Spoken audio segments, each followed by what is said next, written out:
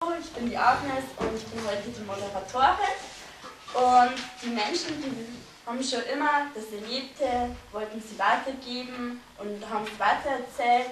Erst nur durch Kommunikation, aber das war ihnen dann nicht mehr genug. Und dann die Steinzeitmenschen haben dann die Höhlenmalerei gemacht und dann ging es weiter zu den Ägyptern. Die haben dann das Papyrus erfunden und haben die ersten Zahlen und Buchstaben erfunden und somit die Schrift.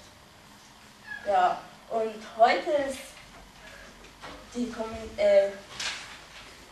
das Buch sehr wichtig und im 15. Jahrhundert hat der Gutenberg den Buchdruck erfunden und somit wurde ein bedeutendes Medium erfunden. Aber heutzutage gibt es natürlich auch andere Mediums, zum Beispiel Fernsehen, Internet, und somit stellt sich jetzt die Frage, ob das Buch im 21. Jahrhundert überhaupt noch relevant ist oder wichtig ist. Ja, und ich habe 5 Mitschüler und die stellen sich jetzt mal kurz vor.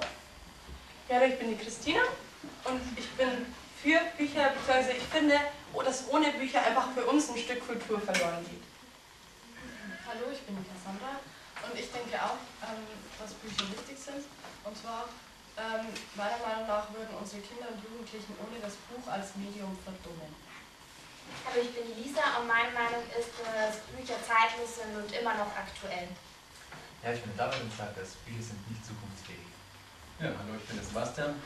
Und meiner Meinung nach stehen Bücher nur als Staubfänger in Regalen rum. Ja, so Christina, du hast Kultur angesprochen. Wie meinst du das? Genau.